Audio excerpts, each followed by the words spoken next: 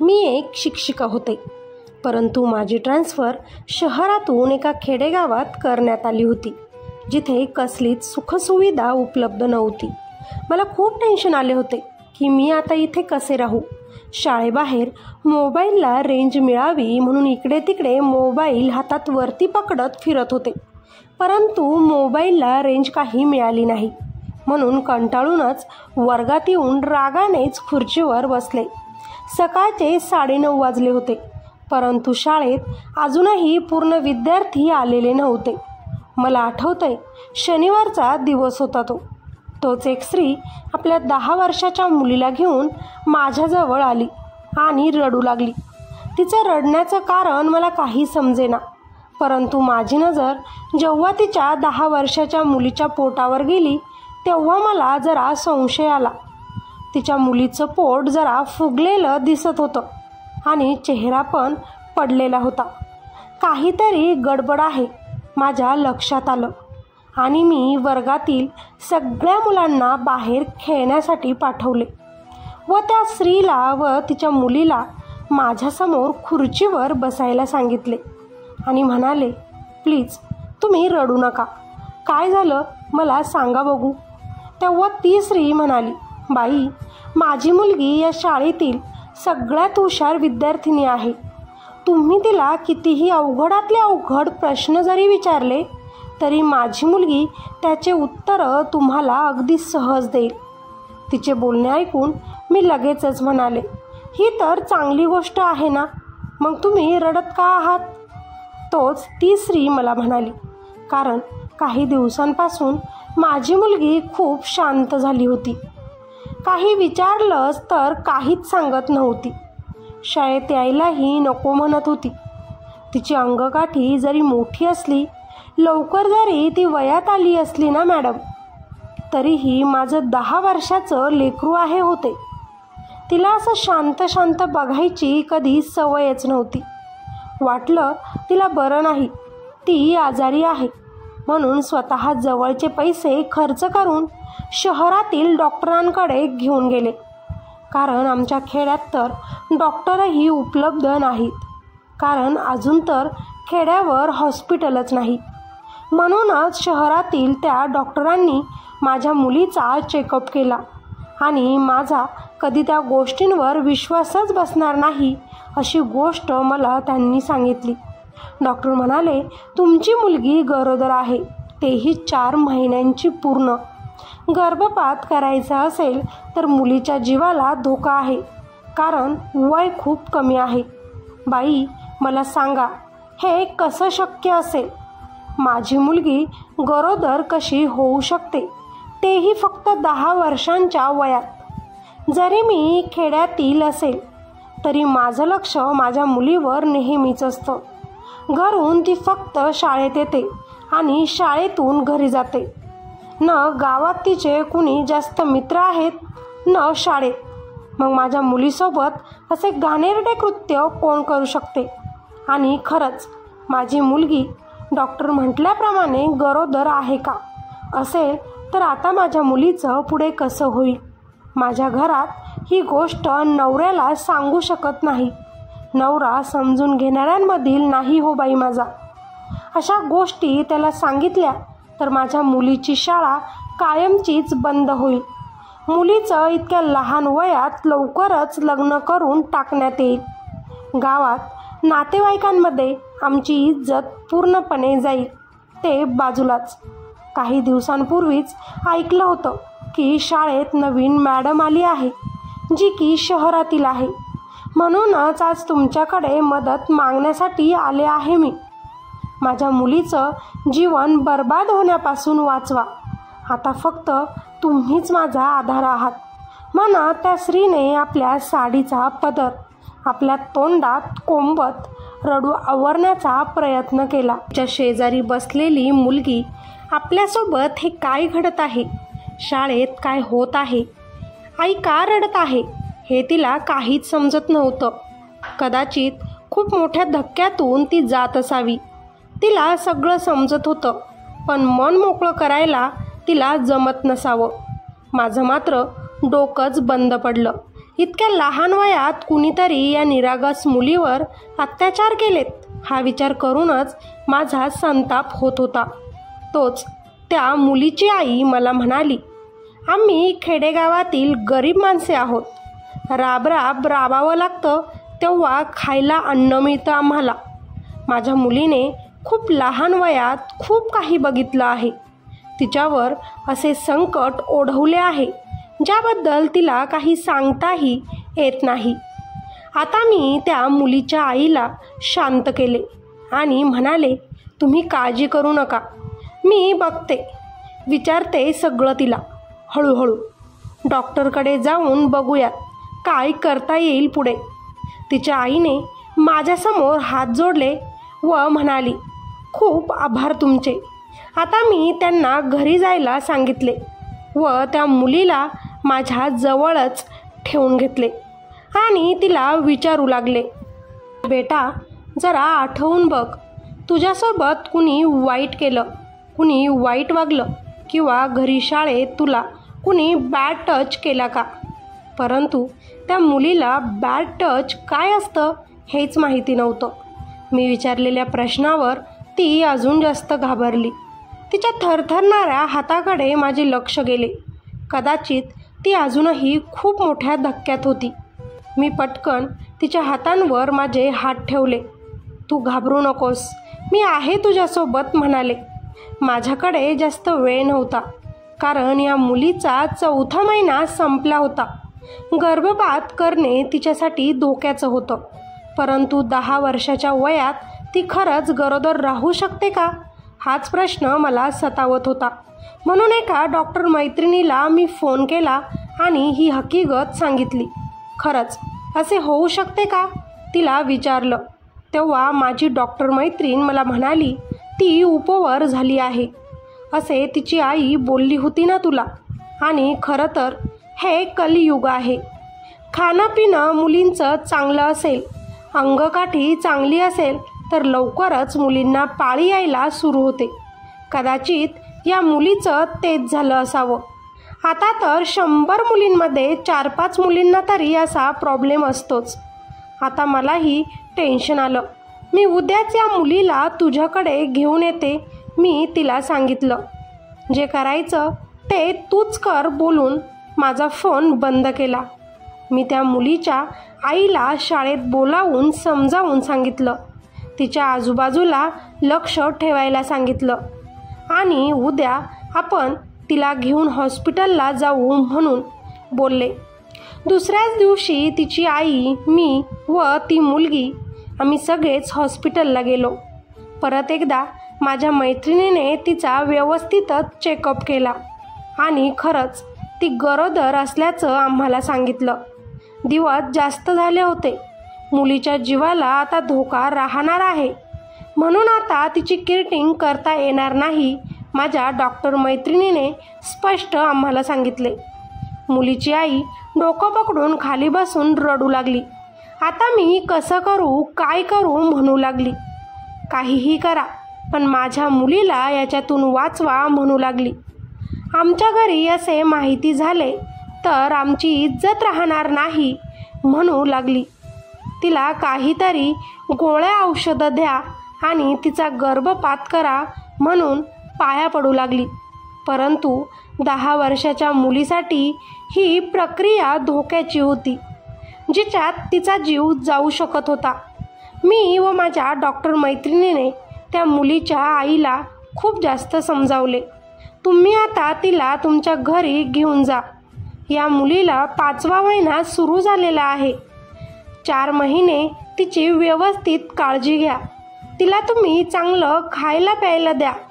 डिलेव्हरीच्या वेळी माझ्या हॉस्पिटलमध्ये तिला परत घेऊन या. आपण काय करायचं तेव्हा करू. पण ती बाई रडत होती. माझ्या मुलीची डिलेव्हरी इतक्या कमी वयात करून त्या होणाऱ्या बाळाचं आम्ही पुढे काय करू? आमचं तोंड तर काळं होईल. आम्हाला आमच्या गावातले लोक सुखाने जगू देणार नाही. आमच्यासोबत कोणी बोलणार नाही. माझ्या मुलीचं आयुष्य पूर्णपणे बर्बाद होणार. पुढे जाऊन तिच्यासोबत कोणी लग्न करणार नाही. माझी मदत करा आणि माझ्या मुलीचं काहीतरी करा. माझी डॉक्टर मैत्रीण चिडली व त्या मुलीच्या आईला रागातच म्हणाली, तुमच्या मुलीसोबत इतकं सारं घडलं तेव्हा तुम्ही काय झोपले होते का? तुमची मुलगी उपवर झाली आहे तर तुम्हाला तिला काही गोष्टी समजावून सांगायची गरज नाही वाटली का? तुमच्या मुलीकडे कोण वाईट नजरेनं बघतं? तिच्यासोबत काही वाईट घडतं का? या गोष्टी तुम्हाला तिला विचारता नाही आल्यात का? सगळं झाल्यावर तुम्ही इथे येऊन आता रडायची गरज नाही. तेव्हा ती बाई म्हणाली, डॉक्टर मॅडम, आम्ही खेड्यातील माणसे आहोत. अशा गोष्टी मुलींनाही समजून सांगाव्या कशा म्हणून घाबरतो. आणि खेड्यातील मुली देखील आईकडे या गोष्टी विचारायला घाबरतात. आणि मीही जास्त लक्ष दिलं नाही, कारण मला वाटलं माझी मुलगी अजून लहान आहे. पण इतकं सारं घडेल कधी वाटलं नव्हतं. जे झालं ते चुकलं, पण आता एवढ्या वेळी माझी मदत करा, काहीही करा, पण माझ्या मुलीचा जीव वाचवा. मी एक शिक्षक होते. त्या आईची तळमळ मला समजत होती, म्हणून खूप मोठा निर्णय मी घेतला. अगोदर डॉक्टरसोबत बोलून घेतलं आणि त्या मुलीच्या आईला म्हणाले, तुम्ही आता तुमच्या मुलीला काही महिन्यांसाठी आमच्याकडेच सोडा. ती माझ्यासोबतच राहील. तिच्याबद्दल कुणालाही काहीही समजणार नाही. त्याची काळजी मी घेईन. डिलिव्हरी झाल्यानंतर तुम्ही तिला तुमच्याकडे नेऊ शकतात. त्या मुलीची आई पटकन या गोष्टीसाठी तयार झाली आणि म्हणाली, मी तिच्या बापाला काहीतरी गोष्टीचा बहाणा देईल. मला माहिती आहे तिचा बाप मला मुलीला घरी घेऊन यायला सांगेल, पण मी काहीही करून त्याच्यापासून ही गोष्ट लपवेल. मला तर त्या बाईचं हे वाक्य ऐकून आश्चर्य वाटलं. कोणताही बाप असू द्या, तो तर आपल्या मुलीची चौकशी करणारच ना. मग या मुलीच्या बापाला त्याबद्दल काहीच काळजी कशी वाटणार नाही? तो सावत्र असेल का? पण मी तो विषय तिथेच सोडला आणि त्या मुलीला घेऊन माझ्यासोबतच माझ्याच घरात आता राहू लागले. माझ्या डॉक्टर मैत्रिणीनं काही औषधे लिहून दिली. ती मी वेळेतच तिला देऊ लागले. त्या मुलीची काळजी घेऊ लागले. परंतु या मुलीकडे मी कधीही या विषयावर चर्चा करायला सुरू केलं की तिच्या अंगाचं लगेचच कापरं व्हायला लागायचं. मी तिला खूप खोलवर काही गोष्टी विचारल्या, परंतु तिने मला काहीच सांगितलं नाही. कदाचित तिला माझ्यासोबत खूप काही गोष्टी बोलायच्या होत्या, परंतु आमचं नातं अजून तिथपर्यंत खोल गेलं नव्हतं की ती माझ्याकडे सगळं काही शेअर करेल. कारण मी अजून नवीनच या गावामध्ये शिक्षिका म्हणून आले होते. दुसऱ्या दिवशी त्या मुलीची आई परत तिच्यासाठी काही खायला घेऊन आली. मी तिला लगेचच विचारलं देखील की आता तुम्ही इथे का आलात? तुमच्या नवऱ्याला संशय येणार नाही का? तेव्हा ती बाई म्हणाली, मी माझ्या मुलीला अशा परिस्थितीत एकटं सोडू शकत नाही. त्यामुळे मी तिच्याकडे तिला भेटायला रोज येत जाईल. आणि मी माझ्या नवऱ्याला सांगितलं आहे की माझी मुलगी काही दिवसांसाठी माझ्या बहिणीकडे गेली आहे, कारण तिचे काही महत्त्वाचे पेपर आहेत जे शहरात आहेत. आणि माझ्या बहिणीनं देखील मला या कामात साथ दिली. मी खूप लवकर माझ्या नवऱ्याला गमावलं होतं, जेव्हा माझी मुलगी फक्त 5 वर्षांची होती. माझ्या या मुलीला बापाचं प्रेम, बापाची छाया मिळावी म्हणून मी हे दुसरं लग्न केलंय. जाऊ द्या ना, माझा खूप मोठा भूतकाळ आहे. तो जर मी तुम्हाला सांगत बसले तर पूर्ण दिवस जाईल. आता मात्र मलाही त्यांचा गोंधळ समजत नव्हता. मनात मात्र विचित्रच प्रश्न यायला लागले होते. मी म्हणाले, ठीक आहे, तुम्ही तिला येऊन भेटू शकता. तिलाही बरं वाटेल. मी आता शाळेतील विद्यार्थ्यांचा अभ्यास मनापासूनच घेत होते. सगळ्यात अगोदर मी त्या गावातील मुलींना गुड टच, बॅड टच शिकवत होते. 5वीच्या वर्गापासूनच मी या गोष्टी मुलींना शिकवायला सुरू केलं होतं, कारण खेडेगावातील मुलींना काहीही गोष्टींचं नॉलेज जास्त नसतं आणि त्यांची आईसुद्धा घरात या गोष्टी त्यांना जास्त करून सांगत नाही आणि परिणाम या मुलीसारखे होतात. म्हणूनच मी हे सगळं करायला सुरू केलं होतं. असे 4 महिने संपले. या मुलीच्या डिलेव्हरीचा वेळ आला. मी तिला खूप वेळा विचारायचा प्रयत्न केला की तिच्यासोबत हे वाईट कृत्य कोणी केलं, पण प्रत्येक वेळी तिनं मला या गोष्टी सांगण्यापासून टाळाटाळ केली. शेवटी तिनं एका बाळाला जन्म दिला. कमी वयात बाळाला जन्म दिला म्हणून तिच्या जीवाला धोका होता, पण माझ्या डॉक्टर मैत्रिणीनं खूप मेहनतीनं बाळाचा व त्या मुलीचा जीव वाचवला. त्या बाळाला मी एका अशा जोडप्याला दिलं ज्यांना मूल होण्याचे चान्सेस नव्हते आणि या मुलीला देखील चांगली ट्रीटमेंट घेतली, ज्यानं ती लवकरच रिकवर झाली. ती डॉक्टर माझी मैत्रीण होती म्हणून तिनं या गोष्टीचे आमच्याकडून पैसे घेतले नाहीत.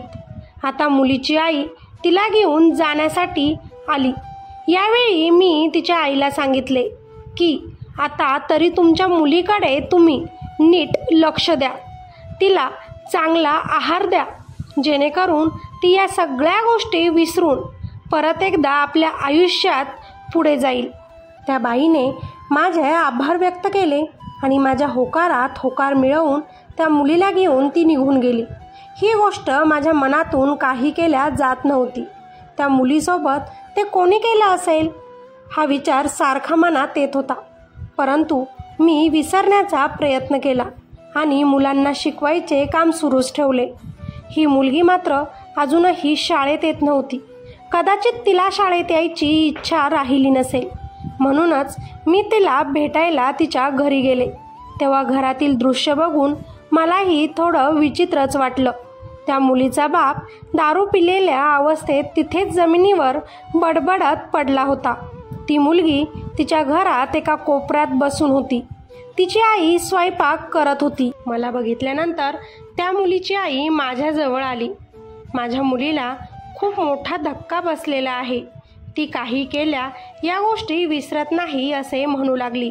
शाळेत यायला नको म्हणते आहे. घरातही कुणासोबत बोलत नाही. मी काय करू मला समजत नाही. तेव्हा त्या मुलीला भेटण्यासाठी मी तिच्याजवळ तिच्या खोलीत गेले.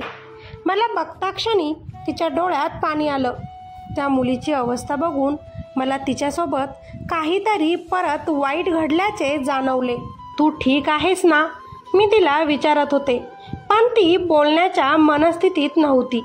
मी तिच्या आईला विचारले की तुमच्या मुलीला कुणी त्रास देत आहे का? तेव्हा तिची आई म्हणाली की ती माझ्या डोळ्यांसमोरच असते, कुठं बाहेरही जात नाही. मग तिला कोण त्रास देणार? त्या दिवशी मी ठरवलं की मी या मुलीचा अभ्यास आता घरूनच घेणार. तुला शाळेत यायला प्रॉब्लेम आहे ना, तर मीच तुझ्यासाठी तुझ्या घरी येऊन तुला शिकवेन. मी असं बोलल्यानंतर तिच्या चेहऱ्यावर हास्य आलं. तिच्या जीवात जीव आला. कदाचित या मुलीला माझ्यासोबत काहीतरी बोलायचे आहे, पण ती ते बोलू शकत नाही हे मला समजले. मला तिच्यासोबत मैत्री करायची होती आणि मी ते करायला आता सुरूही केलं. मी तिच्याकडे रोज रोज जाऊ लागले. तिला मी शिकवू लागले. पण त्या दिवशी सुट्टीचा दिवस होता आणि दुसऱ्या दिवशी शहरात मला माझ्या मुलांना भेटायला जायचं होतं. म्हणूनच मी अचानकच त्या मुलीच्या घरी गेले. परंतु समोर जे काही दृश्य बघितलं तेव्हा माझ्या तर पायाखालची जमीनच सरकली. त्या मुलीच्या घरात ती मुलगी एकटीच कोपऱ्यात बसली होती आणि तिचा तो सावत्र बाप दारू पिलेल्या अवस्थेत तिच्यावर जबरदस्ती करण्याचा प्रयत्न करत होता. आता तू खूप मोठी झाली आहेस, माझ्या कामाची आहेस, तिला म्हणत होता. मी इकडे तिकडे बघितलं तर त्या मुलाची आई कुठेही घरात नव्हती. कदाचित आपली मुलगी घरात आहे, तिचा बाप तिच्याजवळ आहे, म्हणूनच ती डोळे झाकून काम करण्यास निघाली असेल. पण इथे तोच बाप मुलीचा दुश्मन बनला होता. जरी सख्खी मुलगी नव्हती, पण मुलीच्या वयाची आहे हे सुद्धा त्याला इथे भान नव्हतं. ती 11 वर्षाची मुलगी लटलट कापत होती. माझ्यासोबत असे करू नका त्या सावत्र बापाला म्हणत होती आणि तो तिचा सावत्र बाप तिला म्हणत होता, आता तर मी तुझ्यासोबत हे सगळं नेहमीच करणार आणि खबरदार, जर तुझ्या आईला आणि तुझ्या त्या शिकवायला येणाऱ्या मास्तरनीला काही सांगितलं तर, जर सांगितलं तर मी तुझ्या आईचं जीवन संपवून टाकेल. मग तू एकटीच माझ्याजवळ इथे राहशील. मी तुलाच माझी बायको बनवेन. तशीही तू माझी सावत्रच मुलगी आहेस. त्यामुळे मी तुझ्यासोबत जे काही करतो ते कधीच कुणाला सांगायची तू हिम्मत करू नकोस. नाहीतर बाप तर गमावलाच आहेस आधी, आता तुझ्या आईला सुद्धा गमावशील. त्या मुलीच्या डोळ्यात पाणी होतं. इतक्या छोट्याशा वयात तिने किती काही सहन केलं होतं. ही मुलगी म्हणूनच आमच्यासोबत काहीच मन मोकळे बोलत नव्हती हे आत्ताशी मला त्यांचं संभाषण ऐकून लक्षात आलं. परंतु या माणसाला मला असं मोकळं सोडायचं नव्हतं. घाईतच मी माझ्या पर्समधून मोबाईल काढून त्यांची पूर्ण व्हिडिओ शूटिंग घेतली होती. त्यात सगळं काही त्यांचं बोलणं आणि तो करणारं त्याचं ते वाईट कृत्य रेकॉर्ड झालं होतं. आणि मी लगेचच घाईत पोलिसांना देखील फोन करून दिला होता. तोच त्या मुलीचं माझ्याकडे लक्ष गेलं. तिच्या अंगावर कपडे नव्हते म्हणून कसा तरी स्वतःला झाकत ती माझ्याकडे धावत पळत येऊन माझ्या गळ्यात पडली आणि रडू लागली. म्हणजे तिच्यासोबत मागे वाईट कृत्य करणारा, तिला गरोदर करणारा दुसरा तिसरा कोणी नसून तिचा हात सावत्र बापच होता हे मला आत्ताशी समजलं. तितक्यातच त्या मुलीची आई देखील डोक्यावर पाण्याचा हंडा घेऊन घरात आली. समोर आपल्या मुलीला असे बघून तिच्या डोक्यावरून तो पाण्याचा हंडा जमिनीवर खाली पडला. ती धावतच मध्ये आली. मुलीला असे बघून ती म्हणू लागली की तुझ्यासोबत हे कोणी केले बाळा? माझ्यासमोर हात जोडून ती आई म्हणत होती, बाई खरंच माझ्यावर विश्वास ठेवा. अर्धा तास झाला असेल तेव्हाच मी घरातून पाणी आणण्यासाठी बाहेर गेले. मी माझ्या मुलीवर लक्ष ठेवते. हे कोण करत आहे मला माहीत नाही. तोच तिचं लक्ष दारू पिलेल्या तिच्या नवऱ्याकडे गेले. पण कदाचित तिचा या गोष्टींवर विश्वास नव्हता. तो माझा नवरा आहे, तो माझ्या मुलीसोबत असे करू शकणार नाही इतका दृढ विश्वास तिचा त्याच्यावर होता. ओढणीवरून साडी काढून मी मुलीच्या अंगावर टाकली. तिला झाकले. ती खूप मोठ्या धक्क्यात होती. आज तिनं पहिल्यांदी माझ्यासमोरच तिच्यासोबत जे काही घडलं ते सगळं काही खरं खरं सांगितलं. तिच्या आईचा तर या गोष्टीवर अजिबात विश्वासच बसत नव्हता. ती मुलगी म्हणाली, एक दिवस माझी आई कामाला बाहेर गेलेली असताना माझ्या बाबांचे काही मित्र आमच्या घरी आलेत. बाबांनी बाहेरच दारू पिण्यासाठी मला ग्लास आणायला लावलेत. मी बाहेर ग्लास घेऊन आल्यानंतर त्यांच्या मित्रांची नजर माझ्यावर पडली. ते माझ्या बाबांना काहीही बोलू लागलेत. ही तुझी सावत्रच मुलगी आहे. तुझी तर आता मजा आहे. तुझी बायको तर आता म्हातारी होईल. या मुलीसोबतच तू आता लग्न करून घे. पुढे त्या मुलीला बोलता बोलता रडू यायला लागलं. त्या दिवशी माझ्यासोबत माझ्या सावत्र बापाने व त्याच्या त्या 3 मित्रांनी मिळून माझ्यासोबत खूप वाईट वाईट गोष्टी केल्यात असं म्हणत ती मुलगी मोठमोठ्यानं रडू लागली. तिची आई मात्र डोक्याला हात लावून जमिनीवर खाली बसली. ज्या मुलीला बापाची छाया मिळावी म्हणून आपण दुसरे लग्न केलं, त्याच तिच्या बापाने तिचंच आयुष्य उद्ध्वस्त केलं, बर्बाद केलं. माझ्या लहान मुलीसोबत वाईट कृत्य केलं. मला जिवंत राहण्याची गरज नाही म्हणून त्या मुलीची आई कोयता घेऊनच त्या दारू पिलेल्या तिच्या नवऱ्यावर धावली. तुझी हिंमत कशी झाली माझ्या मुलीला हात लावायची, त्याला म्हणू लागली. तोच तिथे पोलीस आले आणि या मुलीच्या सावत्र बापाला घेऊन तिथून निघून गेले. त्याला तुरुंगवास झाला. मुलीने सांगितलेल्या 3 मित्रांचे नावं व त्यांचे चित्र तयार करून त्याही माणसांना पकडण्यात आलं. आज ते तिघही या मुलीच्या सावत्र बापासोबत जेलमध्येच आहे. खरं तर मुलीच्या डिलिव्हरी नंतर देखील तिच्यासोबत हे वाईट कृत्य घडत होतं, पण ती बेशुद्ध झाली होती आणि आत्ताही तिला दिवस होते हे आम्हाला डॉक्टरांकडून कळालं. यावेळी आम्ही तिला गर्भपाताच्या गोळ्या खाऊ घातल्या. त्यामुळे पहिल्यासारखं मुलाला जन्म देण्यापासून ती आत्ता वाचली. मी काढलेल्या व्हिडिओची खूप जास्त आम्हाला मदत झाली. त्यामुळेच तिच्या त्या सावत्र बापाला जन्मठेपेची शिक्षा झाली. त्या मुलीची आई मात्र स्वतःलाच कोसत राहिली. माझ्या घरातच साप पाळत होते असे म्हणू लागली, रडू लागली. माझ्या मुलीचं भविष्य मला उज्ज्वल करायचं होतं म्हणूनच लग्न केलं दुसरं. माझ्या मुलीला नरक यातना माझ्यामुळेच भोगायला लागल्यात म्हणत ती रडत होती. परंतु आता मी त्या आईला खूप जास्त समजावले. तिला काही गोष्टी सांगितल्या. आपल्या मुलीसोबत मैत्रिणीप्रमाणे वागायला सांगितले. आपली मुलगी एकदा वयात आली किंवा वयात येण्या अगोदरच तुम्ही तिच्यासोबत या गोष्टी बोलत जा म्हटले. चांगला स्पर्श काय असतो, वाईट स्पर्श काय असतो याबद्दल तुम्ही त्यांना माहिती द्या. मग त्यांचा बाप असो, भाऊ असो किंवा आपल्याच नातेवाईकातील कोणीही व्यक्ती असो जे आपल्या मुलांना त्रास देत असेल, त्यांनी जर आपल्या मुलीला अशा प्रकारे स्पर्श केला तर तो वाईट आहे हे आपल्या मुलींना लवकरच लक्षात येतं, समजतं. हे त्याबद्दल ते आपल्यासोबत लगेचच बोलू शकतात.